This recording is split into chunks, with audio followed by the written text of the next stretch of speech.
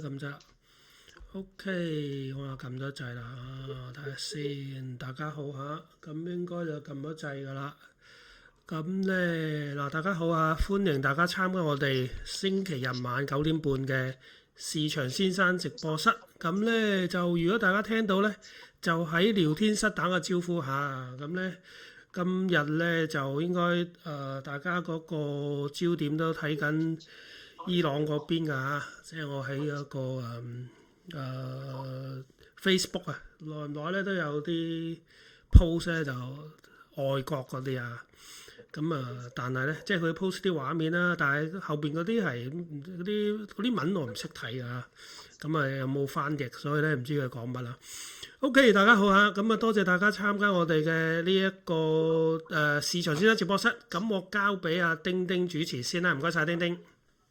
好多謝四陽先生，咁樣就我哋即係頭先阿四陽先生都講啦，咁即係中東局勢又真係好複雜嘅。其實我即係大概都立過下咁，其實伊朗嗰邊即係特朗普閃擊戰啦，就將即係佢哋嗰個精神領袖我唔記得個名啦。咁樣仲同埋即係佢哋趁佢好似係即係一個即係早餐會面嗰陣時咧，就一次過一鑊熟啦，就唔講啦。即係佢就除咗嗰個領袖之外咧，嗰40個首領咧都已經係即係一次過就殲滅晒，係物理上嘅殲滅啦。我哋就即係好不幸地嚇，即係但係即係中東就開始亂到一團糟啦。即係嗰個局面就即係伊朗又走去揈炸彈去杜拜嗰邊啊，咁樣即係而家仲係好亂嘅嚇，咁樣就即係局勢未定啦，咁但係即係呢方面就即係我哋遲啲可能即係如果有機會嘅，我哋再分析啦。咁咧就今日咧，其實我哋嗰個即係市場先生直播室咧，我哋嗰個即係主題就係即係講翻兩樣嘢啦。第一就係徐立先生就會講一啲美股嘅過去一個星期嘅資訊啦，亦都會講下即係 Nvidia 業績啊，咁樣之後咧就由我咧去補充翻一啲即係巴郡嘅業績啦。琴日巴郡都出咗業績，咁樣就即係阿 Greg Abel 即係新嘅 CEO 咧就寫咗封信啦，咁大概都會講下啲內容，咁樣同埋下個禮拜美股有啲乜嘅。咁之後咧我哋就即係第三個部分就市場先生講佢即係最擅長嗰部分啦，就係講銀行股啦，特別係即係呢隻。即係佢最出名嘅匯豐嚇，咁突然間就大家就洗耳恭聽啦。咁講完之後咧，大家就有一個問題時間啦嚇，咁樣就大家歡迎大家就去踴躍再發問嘅嚇，踴躍去發問嘅。咁我哋今日就11點準時會結束嚇，希望大家中意啦。咁樣就麻煩小劉先生可以播下徐立元先生嘅聲音導航啦，係啦，唔該晒。各位聽眾朋友，我係徐立賢。今日好高興繼續可以喺市場先生嘅頻道分享一啲市場見解。我哋之前一直喺 Patreon 嘅會員文章講過，美股表面睇落風平浪靜，但係底層嘅資金暗湧其實已經去到一個極度緊繃嘅臨界點。結果去到2月最後一個交易日，市場徹底大爆發，道指單日洗盤曾經跌超過800點，收市都跌咗521點。明明全村嘅希望輝達交出咗一份完美嘅財報，營收同利潤全部粉碎華爾街預期，但係股價竟然喺績後反高潮，星期五仲要再跌多4.2%，加上中東局勢突然極度升溫，市場可以話係亂成一團。點解基本面咁好，個市都要跌？我哋今日就同大家拆解背後嘅駭人真相。首先我哋嚟睇下宏觀大局，即係個大環境究竟發生緊咩事。而家美股面對最大嘅宏觀背景就係滯脹陰影同埋貨幣政策嘅兩難局面。壓垮星期五美股嘅最後一條稻草，就係美國勞工部啱啱公布嘅1月份生產者物價指數，即係 PPI。呢個數據簡直係遠超預期。核心 PPI 按月暴增0.8%，幾乎係市場預估值0.3%嘅2倍以上，按年升幅亦都去到3.6%。服務類價格急升，意味住企業正將通脹同埋潛在嘅關稅成本轉嫁俾消費者。大家諗下，通脹翹尾，但係經濟增長又放緩緊，聯儲局而家真係企咗喺十字路口，到底係要降息刺激經濟，定係維持高利率壓制物價呢？加上美國政府嘅結構性赤字問題，預計去到2035年，每年赤字都會維持喺1.5萬億至3萬億美元嘅極高水平。政府瘋狂發債印銀紙，通脹根本好難坑得低。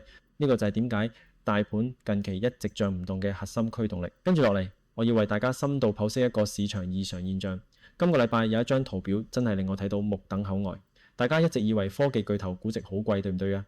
但係根據最新數據，如果將特斯拉剔除，剩低6大科技巨頭嘅平均遠期市盈率已經回落到23.5倍。呢一個係咩概念呢？傳統防禦型板塊，即係必需消費品，賣日常用品、賣牙膏、賣廁紙嗰啲公司，佢哋嘅預測市盈率而家係23.6倍，即係話像指人類最高科技結晶、盈利增長最快嘅 AI 巨頭群，喺華爾街眼中嘅估值竟然平過賣洗頭水嘅公司。由少數科技巨頭主導嘅擁擠交易，其實已經開始解體。更詭異嘅係，市場而家出現嚴重嘅人格分裂。一方面，納指嘅 put call ratio 飆升到 1.2， 創過去12年嚟嘅高位，散戶驚到震，瘋狂買 put option 做保險。但另一方面，資金有極度擁擠咁湧入低質素嘅垃圾股度，擁擠度去到歷史嘅 99.1%百分位。回顧過去40年，出現呢種垃圾股狂歡嘅只有3次，分別係科網泡沫、金融海嘯同埋疫情狂潮。老實講，呢3次嘅結局大家都知，全部都係一地眼鏡碎。面對咁極端同撕裂嘅市場，聰明錢反而係逆向佈局。企業內部人士，即係高管同埋大股東，佢哋嘅買盤正在急劇飆升。歷史回測顯示，當內部人士出現呢種級別嘅買入信號，未來1年嘅勝率高達 96%， 平均回報率超過 25%。所以我個人嘅行動指南就係捨棄盲目買入大盤指數 ETF 嘅信仰。大盤上方有高估值同高利率壓頂，性價比極低，而且亦應該盡快徹底清理投資組合入邊冇實質盈利、純粹炒作嘅垃圾股。然後我會專注揀股，跟隨企業資本支出嘅真金白銀，去佈局嗰啲擁有強大定價權、極強自由現金流同埋屬於重資產嘅板塊，例如受惠於基建開支嘅工業股同電力設施股。跟住落嚟，再從市場橫切面睇下板塊資金點樣大挪移。2月份絕對係軟件股嘅寒冬 ，iShares 軟件 ETF 單月大跌近 10%， 今年以嚟跌幅逼近 23%。微軟單月重挫近 9%， 甲骨文跌近 13%。點解？因為 AI 真係提升咗效率。博啱啱宣布裁員超過4000人，幾乎斬咗一半員工。創辦人直接話 AI 提升咗上班效率，企業買少咗軟件授權，呢個就係對傳統 SaaS 模式嘅直接打擊。另一邊廂，私募信貸壓力同步發酵，英國貸款機構 Market Financial Solutions 倒閉，直接衝擊市場。知名另類資產管理公司 Blue Owl 永久限制散戶投資者從佢嘅私募債務基金贖回現金。消息一出， Blue Owl 股價重挫，連帶 Apollo、黑石等私募巨頭全面暴跌。呢個絕對係金融市場入邊煤礦嘅金絲雀，代表住底層信用市場嘅流動性正在枯竭。講到今日嘅重大主題專題探討，一定要講輝達嘅財報同埋背後嘅 AI 算力大戰。輝達第四季營收高達681億美元，按年增長 73%， 毛利率維持喺極度誇張嘅 75.2%， 自由現金流高達349億美元。呢間公司根本就係一部超級印鈔機，而且 OpenAI 啱啱宣布完成新一輪融資，籌到破紀錄嘅1100億美元，估值推高到7300億美元。亞馬遜投資500億，輝達同日本軟銀各注資300億。AI 絕對唔係泡沫，而係真金白銀嘅基礎設施重建大周期。但係點解輝達財報咁靚，股價都要跌呢？除咗因為華爾街對業績驚喜已經產生疲勞之外，瑞銀最新嘅報告揭示咗一個駭人真相。華爾街擔心嘅唔係 AI 唔賺錢，而係 AI 太過成功，顛覆得太快，會摧毀現有傳統商業嘅信貸體系。如果軟件同服務業因為 AI 而大幅萎縮，美國私募信貸嘅違約率可能會飆升到 15%， 堪比金融海嘯級別。呢個悖論就係 AI 嘅生產力重塑，短期內可能會引發實體經濟嘅信用緊縮。最後，中東局勢突然惡化，以色列喺2月28號宣布對伊朗發動預防式打擊，德黑蘭市中心發生爆炸，伊朗關閉領空，地緣政治嘅尾部風險瞬間爆發。空襲消息發生前，紐約期油急升到每桶67.02美元，布蘭特期油升到72.48美元，美國10年期債息跌穿4厘，降到3.951厘。黃金作為終極避險資產，金價一度高見每盎司5265美元。至於加密貨幣市場，比特幣雖然跟隨大市回落到65000美元邊緣，但係加密創投嘅融資金額其實喺度大幅回升，華爾街資金依然喺度尋找脫離傳統美元體系嘅避風港。總結今日嘅分析，今年嘅金融市場已經唔再係合埋眼買7巨頭就可以躺贏嘅時代，市場正處於一個硬件瘋狂擴張同埋底層信貸崩塌並存嘅矛盾時刻。輝達嘅估值收縮其實係產業走向成熟嘅宿命。 AI 並冇摧毀總體需求，反而引爆咗一個史無前例嘅基建週期。而呢次嘅恐慌性殺估值，其實就係一個極佳嘅逢低佈局機會。好，咁我就先講到呢度，接下嚟就交翻個節目時間俾主持人湯丁丁。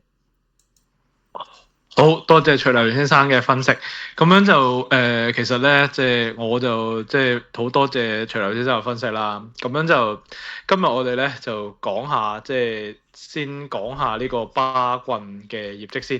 咁樣就即係巴郡嘅業績咧，其實今期就即係由 Grable 去即係管理啦。咁佢第一封嘅信咧，就即係應該都大家都好關注啦。雖然就冇上一年即係巴菲特最後一封信咁嘅關注啦，但係都值得睇下嘅。咁啊，Grable 講咗啲乜咧？咁其實都今期業績雖然就表面上都即係略為低過2024年嘅，但係都高過5年嘅平均值啦。咁啊，Grable 都重申咗巴菲特嘅觀點啦，唔好俾包含未實現投資損益嘅即係 GAAP 咧淨利所迷惑，咁樣就營業利益同埋即係高達460億嘅營運正現金流咧，先係衡量巴郡真實造血盈利嘅完美指標啦。咁樣就即係。Grable 亦都開宗明義咁強調啦，即係巴菲特雖然退居幕後啦，但係佢都係即係董事長嚟㗎嚇，咁啊會即係參與指導係個董事局主席啊。咁佢嘅核心價值觀啦，極度以股東為導向啊，去中心化模式啊，嚴格嘅資本紀律同埋堡壘般嘅財務實力咧，都會永遠咁傳承啊。咁樣保險業務方面啦，咁樣就喺呢個阿吉特啦嘅帶領之下啦，咁啊巴郡保險嘅浮存金咧就創下1760億美元嘅新高。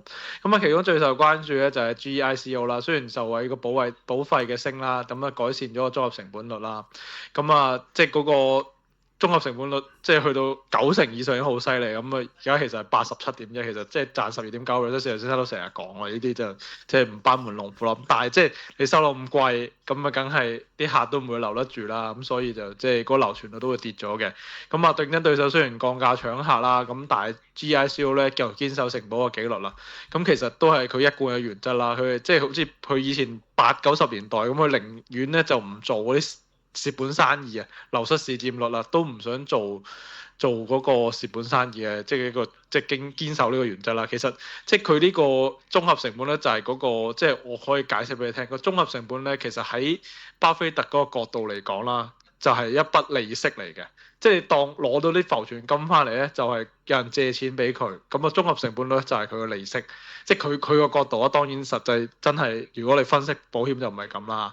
咁如果佢個綜合成本率係負咧，即係個借錢俾佢負利息咯，即係大概係咁咯。所以而家87.1其實每一年係收緊人哋錢，賺緊人哋錢嘅，賺12.9%，其實好犀利嘅。即係佢仲可以攞一次去投資，又可以賺12.9%，實在係唔錯啊嚇。咁另外一方面啦，非保險業務咧，咁佢有嘅 BNSF 鐵路公司啦，咁樣貢獻咗龐大現金流啦。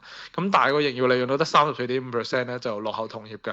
咁佢都表示非常之失望啦，要大幅改善啦，咁佢能源業務啦，巴郡能源啦，咁啊而家有 AI 帶動嘅即係一個電力需求激增啦，所以佢都覺得即係未來嗰個盈利表現將會好好嘅嚇。咁樣投資組合方面啦，咁而家佢有3700億嘅現金同國庫券啦，咁每年都可以袋百幾億嘅。咁仲有咧，佢啲持股雖然減少咗，但係都仍然揸住好多 Apple 啊、美國運通啊、可口可樂啊、穆迪啊，同埋五大商社。咁佢五大商社嗰個回報率都真係做得幾好啊！咁而家其實即係去除即係唔計控乾，其實佢係基本上係套利嘅，去攞印啲入 yen 嘅債券去買啲日 yen 嘅商社，其實嗰個回報率已經去到12.2%幾，我睇到好似係咁樣啦。咁啊 Grable 就承諾啦，只要個股價低於內在價值咧，就會毫不猶豫進行股票回購啊。但係即係暫時都唔會派息住嘅，講到明啦。咁啊整體嚟講啦，巴郡呢份業績非常之穩定啦，為咗股東派發咗定心丸。咁我哋就翻去講美股嘅業績啦。禮拜一啦，經濟數據方面咧就會有美國 PMI 啦、製造業採購經理人指數啦，同埋 ASM 製造業嘅數據啦。咁呢啲數據咧可以睇到實體製造業嘅擴張步伐啦，特別係價格指數同新訂單指數啦，有助於評估供應鏈嗰邊係咪浮現通脹壓力啦，以及企業保庫存嘅意願啦。同日咧都會有即係數據庫評論 MongoDB 啊，同埋即係挪威郵輪呢啲板塊公布業績啊。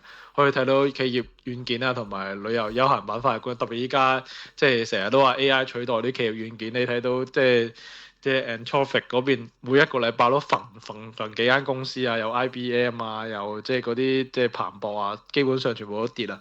咁 MongoDB 會唔會受到影響啊？仲有係即係企業，即係我上個禮拜講嘅一個即係企業保安全嗰啲軟件咧，都受到影響。咁即係 MongoDB 嗰個即係嗰個 conference call 咧，都會有一啲即係佢對呢個問題嘅答案啦嚇。咁啊禮拜二啦就會有LMI 物流經理指數啦，同埋 RCM TIPP 啦經濟樂觀指數啦。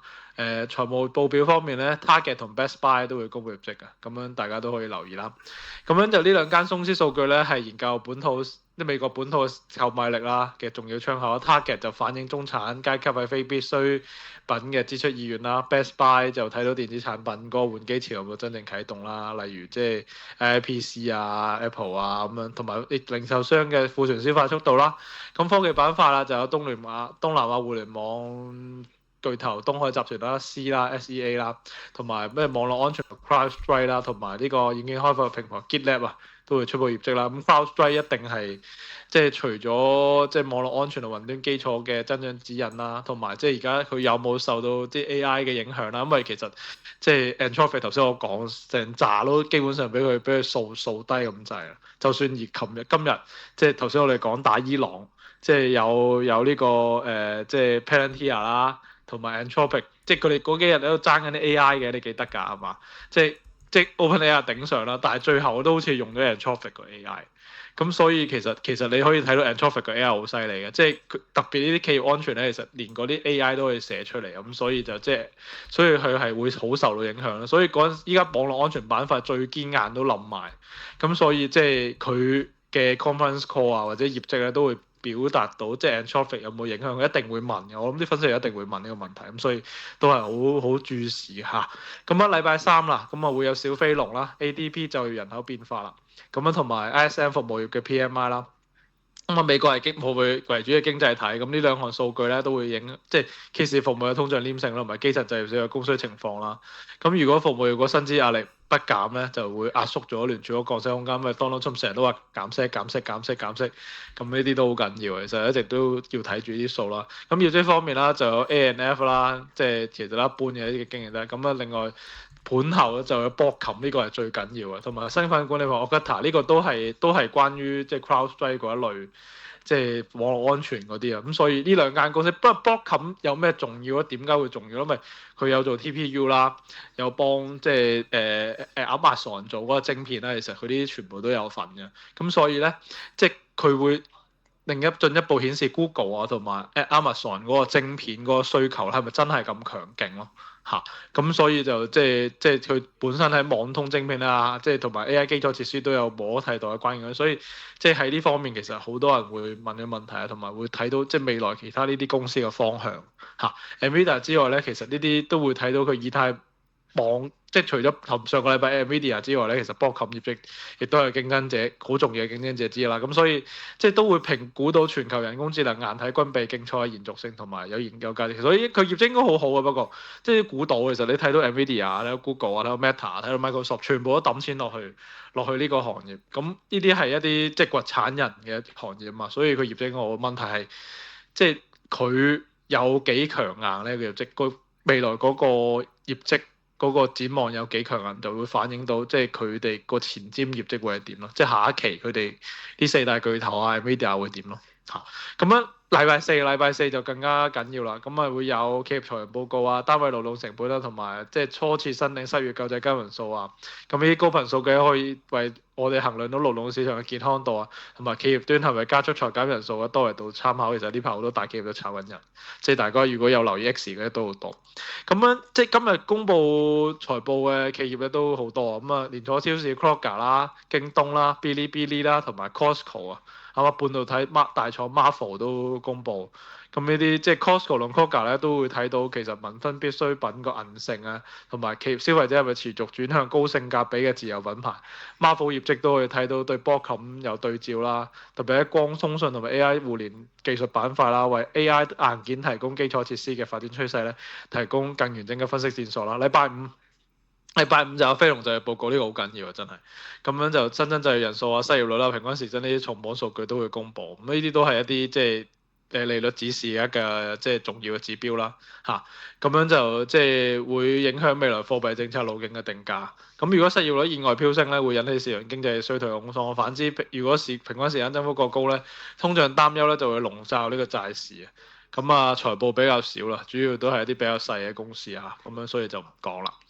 咁樣就整體嚟講啦，會睇到三大主軸嘅價值同韌性嘅底氣啦，巴郡嘅首份業績啦，驗證傳統金融、能源、保險巨頭喺複雜環境下做嘅能力啦，消費市場嘅表現啦，Target、Best Buy、Costco 啦，咁啊球務健康啊，探討美國消費者購買力極限。咁最後啦，Broadcom 啊、Marvel 啊，即係咯，同埋即係呢個 CrowdStrike 啊，甚至同埋呢個Okta。財報咧都會反映到即係 AI 啊呢個行業對硬件啊、軟件啊、網絡保安嘅需求嘅影響咯嚇。咁樣就即係聽完咁多關於美股嘅資料之後啦，跟住就交翻個時間俾石先生啦。咁佢會即係講佢最熟悉嘅即係一間銀行股啦，匯豐控股啦。咁啊探討呢間大銀行喺當前複雜嘅利率環境之下，同埋佢私有化行新咗之後嘅表現嘅財務展望啦。麻煩石先生，多謝石先生啦，唔該晒。好啊，唔該晒阿丁丁主持啊，亦都多謝阿徐立賢今晚美股嘅分享啊。咁你今晚嘅為大家預備嘅內容咧就關於匯豐啦。不過講匯豐之前咧，嗱咁重申嚇，我哋重申係不提供投資建議，我哋不提供投資建議啊。咁亦都冇任何嘅 WhatsApp 啊、Telegram 嘅群組啊，即係我哋唔開群組，亦都不提供投資建議㗎。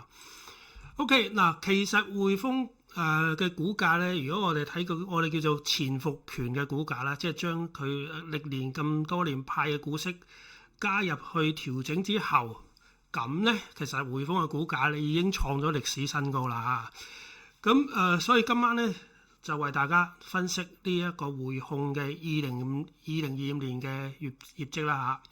OK， 咁我就總結咗呢一個主要嘅盈利表嘅項目啦嚇，咁呢個圖咧就係總結晒出嚟啦。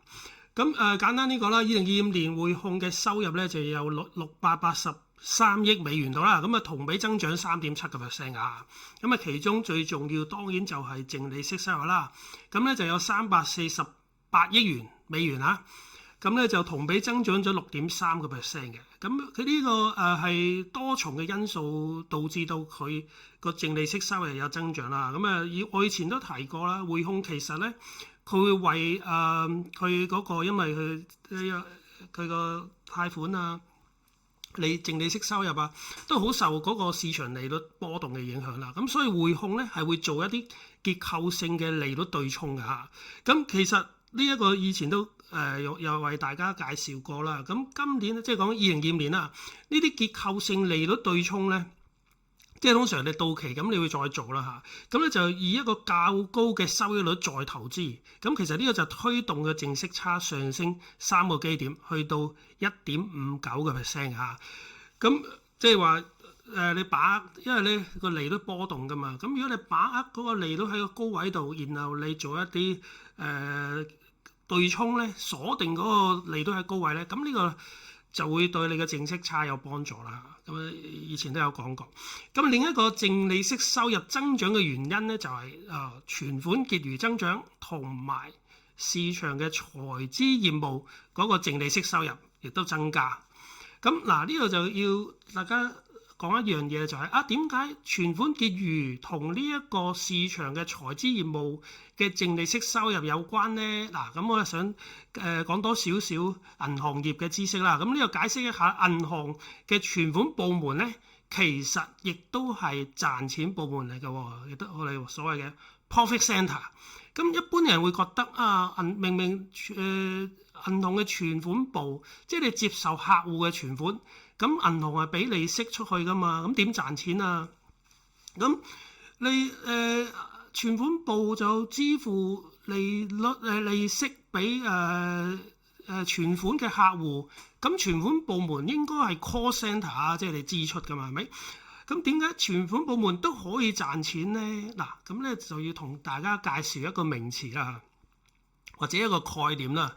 呢個叫做簡稱叫做 FTP。Funds Transfer Pricing。 嗱，呢個 FTP 嘅 rate 啊，即係 FTP 嘅利率咧，對存款部門嚟講咧，就係佢嘅資金收益率。OK， 然後呢個 FTP rate 呢個 FTP 利率咧，對對貸款部門啦，或者一啲要用資金嘅部門啦，譬如財資部門啦，呢啲嚟講咧，係佢嘅資金成本率。OK， 舉例啊，我舉一個好簡單嘅例子，譬如一個存款部門，佢用2厘，即係2% 啦，就獲得呢一啲存款嗱，即係無論佢用咩方法啦，氹啲客又好，存錢入嚟又好啦，總之即係有時大家都會你同嗰啲銀行經理啊熟咁嘅啊，你存錢啊，或者你存款到期嘅你要走嘅，你唔好走啊，你再存啊，呢個存款部門咧就係負責咧幫銀行咧爭取客戶嘅存款嘅嗱，咁我呢個例子啦，存款部門佢用2%嚟得到客戶嘅存款啦，咁然後咧佢就會用一個叫做頭先講嘅 FTP rate， 譬如假設啦用3厘，佢用3厘嘅 FTP rate 就放錢俾銀行其他需要資金嘅部門，譬如貸款部咁樣嗱，咁呢3% 嘅 FTP rate 咧對存款部門嚟講咧係資金收益率嚟嘅喎。嗱，咁你諗下，佢2% 就問客戶攞到存款，咁2% 就係佢個成本啦。咁但係佢轉頭佢用3% 嘅 FTP rate 放俾銀行體系入邊嘅其他部門，咁咪賺咗1% 嘅息差咯。嗱，呢個咧就係點解存款部門係賺錢部門啦，係 profit center， 就係因為佢係會賺息差嘅。咁呢個貸款部門以我個例子啊，呢個貸款部門佢用3% 嘅 FTP rate 攞到呢筆資金，嗱對佢嚟講咧，3% 就係貸款部門嘅資金成本率嚟嘅。咁佢唔係無端端攞啲錢入嚟噶嘛，佢係佢放出去噶嘛，係咪？呢個叫做fund application 啊。咁佢就假設啦，貸款部門佢用4.5厘，即係4.5% 將資金借出去。嗱，咁佢嘅成本3% FTP rate， 資金收益率佢放貸出去嘛 4.5%， 嗱咁佢啊貸款部門咧就賺咗1.5% 嘅息差啦。咁所以貸款部門亦都係賺錢部門 profit center 嚟嘅。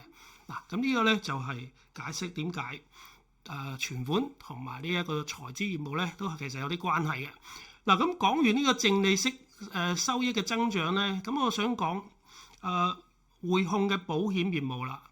嗱，我頭先喺上邊啦，即係喺畫面度綜合，即係總結咗呢個匯控嘅呢一個利潤表嘅一啲項目啦。嗱，你會見到咧2025年匯控係錄得保險服務業績18.25億美元嘅，其實係大幅增長39.3%嘅。咁我以前多次分析中資壽險股嘅業績咧，都會提到保險服務業績呢一個名詞。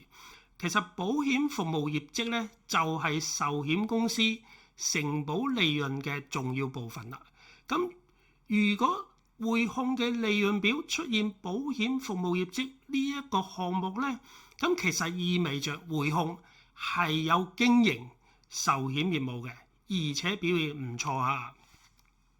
不過2025年匯控嘅經營開支咧就係364.3億美元，其實增加咗10.2%嘅。咁你會見到啦，匯控嘅支出嘅增速係高過收入嘅增速嘅。咁呢個意味咧，我哋叫做 negative jaws ratio 啦。不過經營支出增長比較多嘅原因咧，其實係包括一啲特殊嘅因素嘅。咁呢啲特殊因素咧，未必係會再重複出現嘅。譬如喺2025年就有14億美元嘅法律撥備啦，有10億美元係精簡架構同埋重組嘅開支啦，有5億美元同出售業務啊、結束一啲業務啊嘅相關支出嘅。咁而2025年嘅我哋叫 ECL 啊 expected credit loss 叫做預期信貸虧損就係38.5億美元。係增加咗12.8%嘅。咁我以前都有解釋過啦，銀行嘅 ECL 啦，即係 expected credit loss 係包括3個階段嘅模型嘅。第一個階段你可以理解做正常貸款啦，咁只需要做一般嘅撥備嘅啫。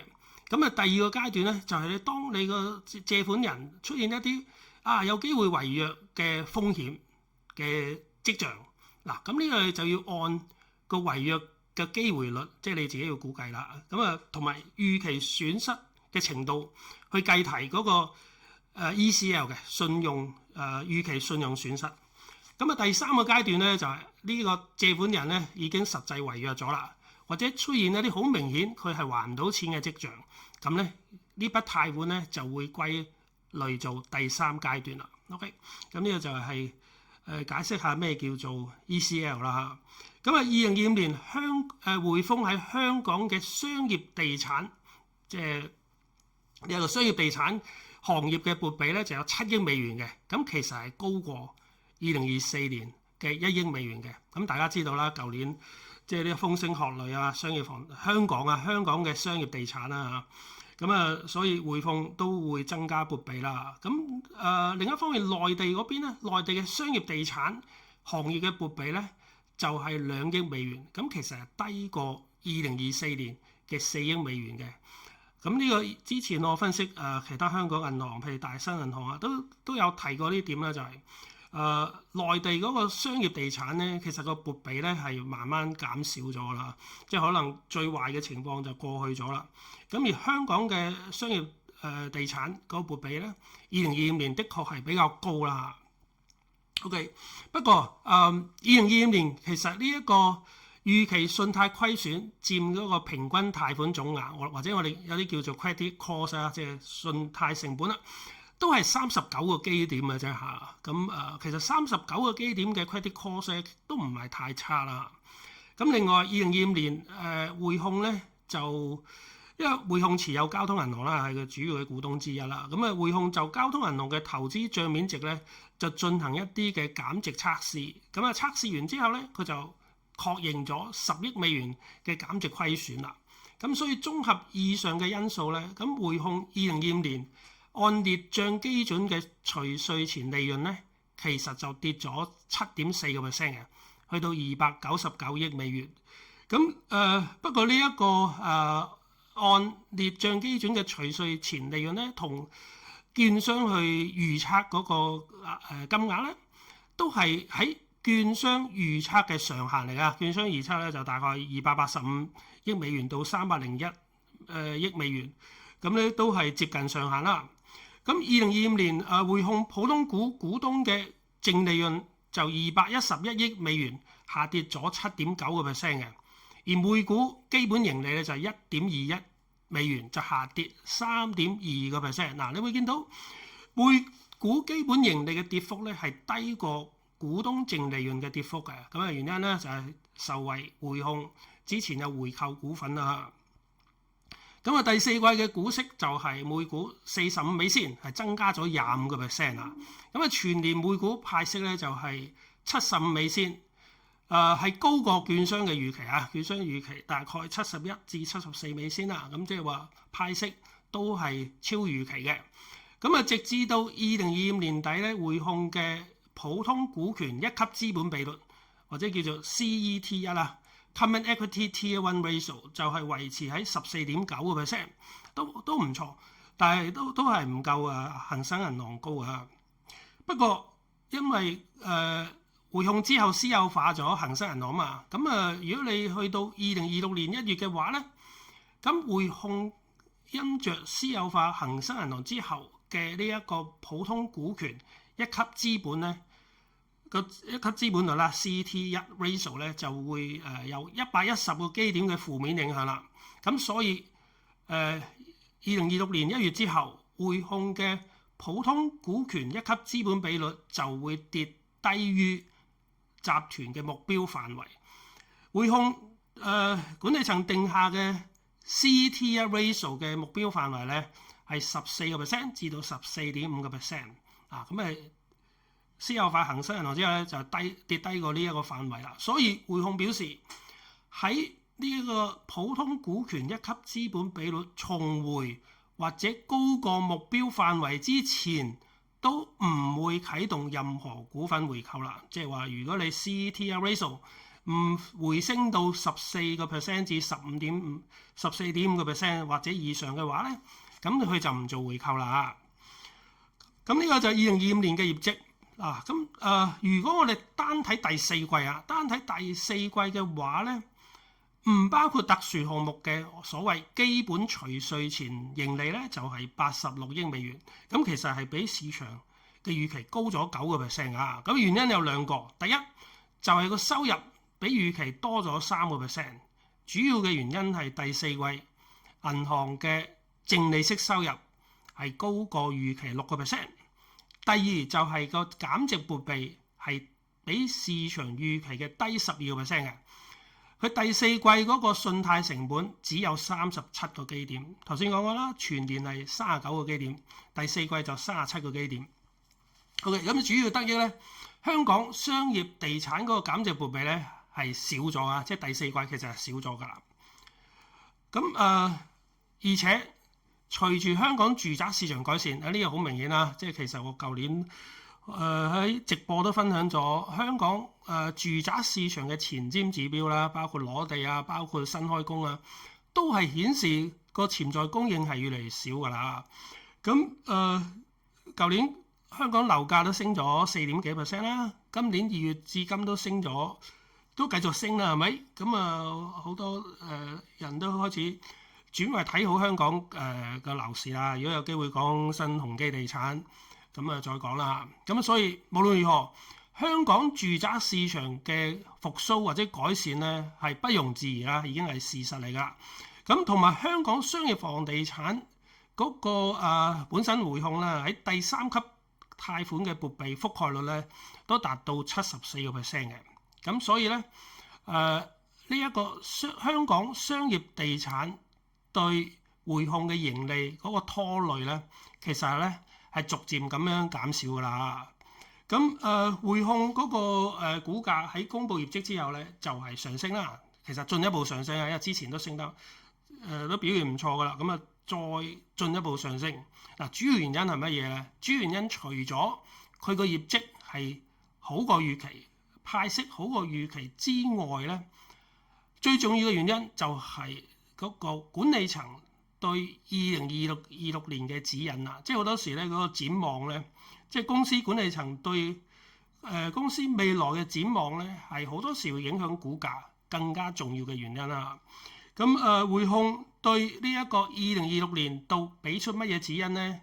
俾出乜嘢超出市場預期嘅指引咧？第一，管理層預計銀行業務嘅淨利息收入最少達到450億美元，而市場預期係435億美元。咁即係話管理層對呢一個2026年嘅銀行業務淨利息收入咧，係比市場更加樂觀嘅。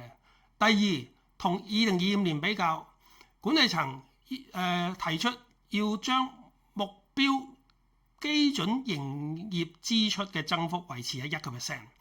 咁呢一個如果你用1%去計咧，即係增長1%啦，增加1%啦，咁就相當於相當於338億美元。咁其實亦都係低過市場預期嘅343億美元嘅。嗱，咁你單單你睇到佢淨利息收入嘅指引係高過市場預期，個營業成本嘅指引係低過市場嘅預期。嗱，淨係呢兩個因素咧，都已經足夠令到市場原本預期2026年嘅每股盈利咧係可以上調超過6% 㗎啦。OK， 咁另外呢一個匯控都預計啊，即係俾一啲insight俾大家就係嗱，私有化恒生銀行之後有咩得益啊？嗱，匯控咧就預計嚇個得益就係去到2028年可以實現9億美元嘅效益，其中包括3億美元咧係成本節省，2億美元咧係有收入嘅協同效應，同埋有4億美元嘅額外收入同埋成本嘅優化。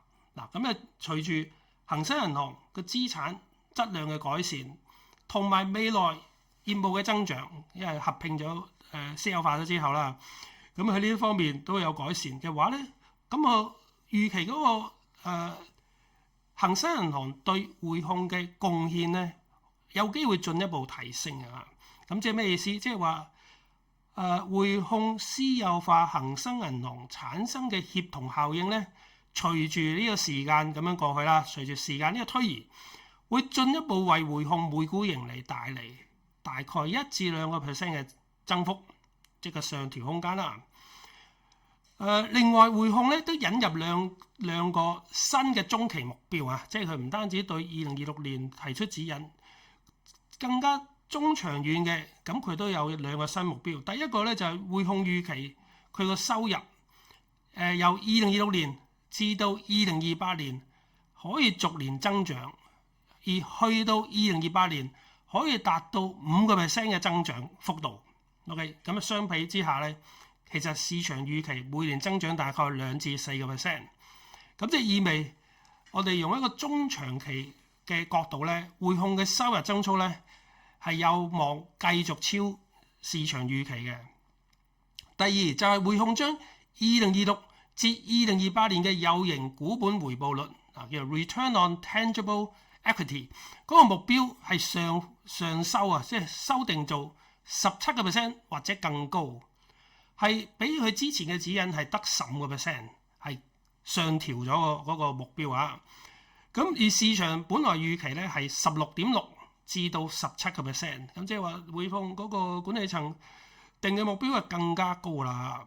咁啊，綜合頭先講嘅咁多個因素啦，咁啊市場對匯控每股盈利預測最終有望上調中高單位數。OK， 即係話咧。即大概可能8% 或者9% 啦。咁呢個咧就係匯控公佈業績之後股價上升，即係進一步上升嘅原因啊。咁喺估值方面啦，啲人就話匯控升到咁高係咪好貴啊？咁估值方面啦，嗱我哋咧就係用股息率去計啦嚇。因為唔少投資者佢揸住匯控咧，咁都係睇中佢股息好穩定啊，或者有增長啊咁啦。咁事實上咧，投行估計啦，匯控2026年去到2028年每股派息大概係0.83美元，就係2026年嘅。2027年咧就大概0.91美元。2028年咧就係1.01美元。嗱，咁如果用呢一個投行預計嘅每股派息去計算咧，現價係147.3港元啊嘛。咁即係話預計2026年嘅股息率有4.4厘，2027年嘅股息率有4.82厘，而2028年嘅股息率咧有5.35厘。OK， 咁你咁睇啦，即係唔係話非常之高，但係亦都唔係話低到雞肋。OK， 咁有啲投資者費事煩嘅，咁可能佢會選擇有4厘幾啊，同佢有增長啊嚇，咁去到遲啲又變到5厘啊，即係按現價啦嚇，都有呢一個股息率。咁所以咧，有啲投資者可能覺得都仲有吸引力嘅。OK， 不過咧，我哋係唔俾投資建議啊，純粹分析。咁咧就係由大家決定去做呢一個投資決定啦。OK， 我哋唔俾投資建議。咁我就完咗今晚準備分析匯控嘅內容啦。咁交俾丁丁主持啦，唔該晒丁丁。好多謝石先生，咁樣就石先生又講完一啲關於匯控嘅問題啦，咁我哋就收集咗啲問題嘅，咁樣咧照樣我哋舊規矩啦，咁我先講咗一啲即係匯控嘅一啲問題先啦，咁之後咧就會講一啲銀行股啦，咁頭先我見你 SHH 啊，即係Set Studio 啊，個個都有一啲問題啦，咁樣就好多謝你，仲有媽媽好多謝你3位嘅一啲即係支持啦，咁樣就另外就。即係最後咧就會講一啲關於即係我自己有啲問題想請教啊，咁樣就陣間我哋會再問啦嚇，即係我會請教石陽先生大新啱啱去買咗嗰個即係新物業喺黃竹坑買咗個偉華匯啦，咁信和同埋新鴻基業績，我希望先生可以即係簡短解答啦。之後如果再有機會我哋之後會我希望石陽先生可以即係安排多一集嚟解釋下啲業績啦嚇。咁樣就我哋先講下匯豐啦。咁樣就SXJ 就話今晚主題係即係匯控啦。先生好熟呢隻股，咁佢依家冇持有，本身就有10幾年。咁咧佢就嗰陣時84蚊開始入啦，多年有供過股，又以股代息，不離不棄啦。咁直到佢除淨咗唔派息，傷盡我心，清倉了。依家回想，好多人見10蚊人心惶惶，嗰位仁兄仲活躍緊，但放唔放自己決定，自己擔當啦嚇。咁啊，人生有冇前途啦？正如小弟所講啦，預製菜啊整定啊嚇，咁樣就突然間再講啦。咁現今環境就保守啲啦，本地股好似好穩陣嚇。咁樣就呢啲佢嘅 comment 啦。咁啊，另外即係有啲觀眾就問啦嚇，即係呢個即係咁依家伊朗地區嗰個戰爭啦，會唔會令即係匯豐有大波動啦，或者即係佢有個觀眾好似係都係 SJ 傳聞啊，咁樣就即係會唔會影響2888啊、渣打啊咁樣咧？咁啊，小楊先生有冇咩想講㗎？係啦，唔該晒。嗱，匯控咧就係冇錯，曾經咧就係世紀供股啊嘛，係嘛？即係28蚊供股啦，當年我都有份供股嘅。阿丁丁你瞄咗先。咁咧，當年我都有份供股㗎嚇。咁當然我而家就冇，我持有好少啊，即係可以參加股東會咁少啦，個位數嘅呢一個象徵式嘅股份啦。咁當然我屋企人就持有啦，我自己本身就冇啦。即係冇顯著持有啦。咁匯控咧就係、曾經咧衝出香港啦嚇。咁英國嗰、個衝出英國收購咧就係成功嘅嚇。咁但係去到美國啦，當年匯控收購呢一個 Household International 啦，即係一個當年本來嘅意念咧就係、哇匯控大把錢噶嘛。當年匯控係2萬幾億存款啊。咁大把錢，好似富翁咁。咁 Household 咧就係、做一啲類似高利貸咁啦嚇。咁一個大把錢嘅富翁，然後一個高利貸放貸嘅公司，咁兩個應該係一拍即合啊，係咪？一個好多錢，一個以前咧，你知高利貸咁，雖然佢高風險，即係咁，但係佢嗰個收嘅利率好高嘅。咁一啲咁嘅收到利率好高嘅公司咧，佢本身嘅資金成本都好高啊，因為佢就係資金成本好貴，咁佢咪要做一啲利息收益更加高嘅呢一個放貸咯嘅生意咯，咁樣變到係高風險嘅生意。咁如果匯控大把錢收購咗 Household International， 咁會唔會佢照收咁高嘅收益，但係佢資金成本大幅降低啊嘛？因為匯控大把錢啊，呢個本來嘅意念係 OK 啦嚇。咁但係結果咧就當然美國金融海嘯啊咩啊咁就呢啲最終 Household International 就證明係一個失敗嘅投資啦，咁都斬咗纜啦嚇。咁呢個咧就係令到匯控咧就係反思，就係唔係要下下都衝出去外邊咧，係咪？咁所以而家佢咪私有化恒生咯。其實私有化恒生咧係變相係增持呢一個香港嘅業務嘅投入㗎嚇。咁變咗咧就係回歸呢個亞太區，甚至係回歸香港大本營咁啦嚇。咁可能某程度係好嘅嚇，即係因為匯控之前提出要做全球嘅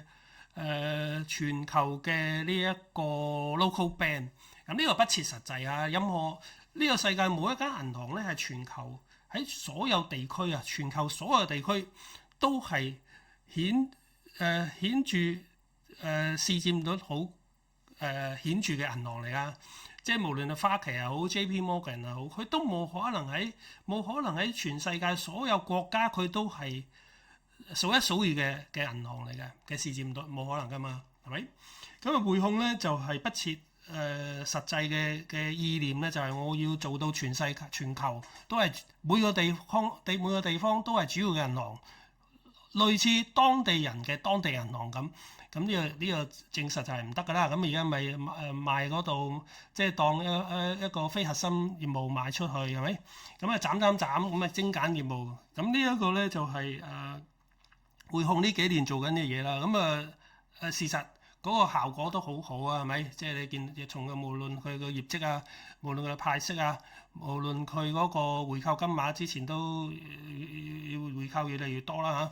即係我記得啦，當年咧匯控係冇回購之前咧，咁我就出席匯控嗰個股東會啦，咁我就叫匯控管理層回購股份啦，咁結果之後佢就真係回購咗啦。咁不過嗰陣時喺股東會我就冇話自己係咩人啦 OK，咁咧就係呢個就匯控啦嚇。咁至於呢個渣打銀行咧不過匯控咧喺中東嘅業務咧就應該唔顯著啦。相反渣打咧，渣打係屬於一個比較奇怪嘅一個結構咧，就係、其實佢係英國銀行嚟啊！大家一見到呢個渣打呢個字都知佢同英國係有密切嘅關聯啦。佢係表面好似英國銀行，但其實佢嘅業務咧。主要咧就係、除咗香港之外啦，佢係香港嘅發鈔銀行啦。當然香港係渣打嘅好重要嘅市場啦。咁其實佢喺我哋叫做喺中東啊，或者東南亞嗰邊嘅嗰個即係印度啊咁嗰邊啊，嗰邊嘅呢一個業務比重咧係比較重嘅嚇。咁我哋叫南方市場啦嚇。咁嗱渣打銀行咧，如果我冇記錯。以前曾經一段時間咧，佢就應該係因住油價嘅波動咧，佢有巨額虧損啊！即係佢可能做啲涉及油價，即係賭油價波動嘅一啲衍生工具合約啦。咁結果可能賭錯邊啦，咁變咗有巨額虧損啦。咁不過經過嗰次嘅虧損之後，咁佢應該有所收斂啦，或者。又會轉為謹慎啲，會可能就冇再做呢方面嘅，或者冇做咁多呢方面涉及油價嗰個波動嘅衍生工具嘅合約啦。OK，咁就暫時答咁多先啦，好冇？好多謝史陽先生。咁樣就下一題問題啦。咁樣有個觀眾話，即係頭先正如先生講啦，咁樣就即係有個觀眾頭先都講當日升翻上100蚊嘅時候，我都覺得即係匯控管理層即係矯枉過正嘅結果，希望以後唔好再行錯路。咁樣就即係佢咁講啦。咁樣就即係史陽先生就。即係有觀眾想問即係佢啱啱最新嘅新聞嘅，咁樣就即係匯控啱啱就話要賣咗新加坡個保險業務，有冇啟示呢？咁請指教，都係 SHDH 問嘅，係啊，唔該晒。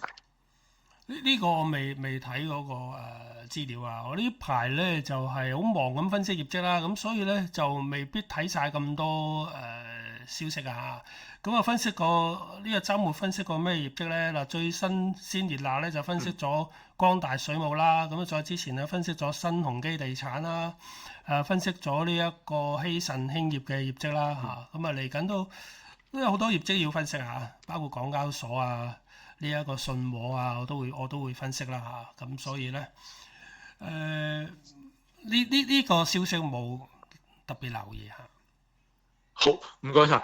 咁樣就關於呢個問題咧，即係上個禮拜有個觀眾 Andy Ho 咧就問即係東亞銀行。先生點樣睇啊？即係我知上個禮拜我哋係即係決定講東亞咁啊，但係後尾就即係改咗講匯豐。咁可唔可以而家簡略講幾句，定係即係會再安排啦？係唔該晒。嗱，我希望下個禮拜可以講東亞啦，因為匯控咁樣出咗業績，咁好多人關注匯控啊，咁所以咧就打尖啦，講咗匯控先啦。咁下個禮拜我應該可以講翻東亞嘅。東亞咧就當然佢嗰個業績咧就係表面就唔好啦嚇，咁但係咧佢都有啲正面嘅信息咧喺嗰個業績會度透露出嚟啊，咁可能會有轉機㗎嚇，咁或者下個禮拜直播再詳細啲講東亞啦，好冇？好多謝史陽先生，咁樣就仲有一間就先生外股咁我就都幾關注嘅。咁上個禮拜五啦，大新就即係喺黃竹坑買咗一座樓啊。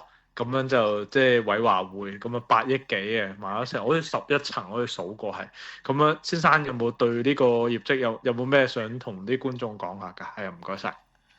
嗱，大家要知道銀行咧，其實咧佢有好多需要用到嘅面積啊，即係無論係分行又好，背後嘅寫字樓又好，咁咧佢唔買佢都要租㗎，咁唔買都要租啦。咁即係話咧，佢有實質嘅需要，即係你當銀行係你自己你要租樓 ，OK？咁你決定你租樓好定買樓好 ，OK？因為你有用嘅需要啊嘛，即係唔到你唔考慮買或者租㗎，即係話意思啦，你唔買你都要租㗎啦，係咪？除非你話你唔需要用嘅啫。你純粹投資就另一回事啦。咁今次大新銀行佢買呢個物業咧，佢唔係愛嚟做投資嘅，即係唔係買嚟收租啊？我賭一樓價好平喎，你知啦，大家香港商業地產低迷咗幾年啊嘛，係咪？咁就算而家啱啱復甦都好，咁都其實整體嗰個空置率都係高㗎。除咗中環甲級寫字樓比較好之外咧，其實香港好多地區咧都係未得㗎嚇。咁即係話咧，其實某程度係反映而家香港商業地產嗰個價錢咧係唔高啊。咁你如果喺呢一個都算相對低迷嘅市道之下，即係講緊香港商業地產啦，去買一個物業，如果你純粹話我係買嚟投資博將來升嘅，咁當然就冇咁好啦。咁但係而家佢買呢個物業咧，講到明係自用嘅，甚至其實呢個物業而家有啲人租緊嘅。佢話租緊我都收翻㗎啦，即係總之咧完咗租約咧，咁我就自用㗎啦。咁即係話咧，佢係真係自己用嘅。咁佢有咗呢個自置物業之後咧，咁佢本來租緊用其他物業嘅面積，佢咪唔使再租咯，係咪？即係慳翻個租金咯嚇。咁我覺得係唔會係負面咯。嗱，因為第一佢真係實際需要用嘅。第二我都覺得今時今日呢一個商業地產已經差唔多見底，進入復甦嘅一個階段。咁呢個時候去買個價錢一定唔會貴啦，係咪？咁然後佢又可以慳翻個租金嗱，咁同埋咧呢一啲咁嘅大廈咧，佢都可以有一個賣廣告嘅得益喺度嘅喎，即係你有一棟大廈，咁你可以喺嗰個牆嗰度咧印下大新銀行嗰啲產品啊，啲宣傳啊，咁都係一個免費喺自置物業嗰度賣廣告嘅一個機會咯。咁即係從無論自用嘅角度，無論佢未來嗰個，如果你唔買都要租，個未來租金可能會上升，係咪？咁都有多一個賣廣告嘅途徑，係咪？即係喺個牆嗰度得閒你睇下你大新推出咩保險產品又好，信用卡又好，乜都好，咁你都可以買下廣告，咁用自己物業又唔使錢，係咪？咁所以我覺得係起碼係中性或者偏正面嘅一個做法啦嚇。好多謝石先生。咁樣就有個觀眾就問嗰個即係6626越秀服務嗰個睇法啊，係啊，先生有冇咩想即係補充翻？我知你賣咗係嘛？係啊，唔該晒。嗱，我喺今年即係又講翻啦，我喺2025年啊，即係舊年11月開始咧，就喺度思考構思2026年嘅投資組合啦。咁呢啲全部過程選股過程都喺個 Patreon 度好公開㗎啦。咁最終嘅決定咧就係我係冇買任何物管股㗎嚇，冇買任何物管股，所以我 Patreon 嘅會員會知道我2026年嘅組合係冇物管股嘅。原因係乜嘢咧？原因咧就係物管咧，今時今日唔係一個好嘅生意模式嚟嘅。OK，物管好簡單啦，即係我好簡單咁講啦。物管咧係有3個業務㗎，一個叫基礎物管、基礎物業管理啦嚇。咁另一個叫做非業主增值服務。另外第3個就係業主增值服務，咁分別簡單講下啦。基礎物業管理咧，佢就係管理一個屋苑啦，我哋叫屋苑啦，內地叫小區啦嚇。咁可能一個屋苑有10幾20棟咁啦。咁你就管一個屋苑啊，管一個小區咁啦嚇。咁你就會收管理費係咪？咁你收管理費，當然你要提供嗰個服務啦，係咪？咁有支出啦嚇。嗱，內地大部分嘅呢一個物管基礎物管嘅收費模式咧，係叫做包幹制。OK，物管費嘅收費模式有2種啊，一個叫做酬金制，一個叫做包幹制。乜嘢叫做包幹制咧？包幹制意思即係話你收到所有嘅物業管理費都係歸你物管公司嘅。譬如你收到100蚊，嗰100蚊就係你㗎啦。OK，但係所有支出亦都係你負責嘅。咁如果你收100蚊管理費，我支出90蚊啫，咁你就賺咗10蚊。OK，咁如果你收到100蚊管理費，下年嗰個物價又好，人工又高咗，變咗支出95蚊，咁你就賺咗5蚊，咁你就會賺少咗嚇。咁呢個係你嘅事，因為包幹制啊嘛。嗱，另一種模式咧叫做酬金制。酬金制意思即係話咧，我唔理我支出幾多，總之我係收咁多。OK，咁香港嘅呢一個大家住喺香港都要個個月都要交管理費㗎啦。嗱，香港咧就係酬金制嘅，所以你會見到點解我哋啲管理費可能就算唔係年年加價都好，耐唔耐就加價咧，就係因為佢係酬金制咯。因為佢成本增加嘅話咧，佢就會問你，佢就喺管理費度加，去補翻佢成本增加，導致到佢唔加，佢嘅收入會減少。OK， 佢盈利會減少。所以香港咧係酬金制嚟㗎。只要你物業管理所涉及嘅人工又好，物料又好，你知啦，清潔啊咩好多消耗品㗎嘛。一加咗價，成本增加咧，咁佢就會加你管理費，佢會維持翻佢個利潤嘅。但係內地大部分嘅呢一個物管公司咧，佢採用嘅呢一個物業管理費係叫做包幹制。而內地係好難加物業管理費嘅，大家知道啦。內地有咩社會有咩？你一涉及到民生加價咧，咁啲人咧就係嘈到咩咁啦。咁你諗下，一方面你個物管費又唔加，但係其實好多你個支出人工好乜都好啦，個趨勢都係向上噶嘛。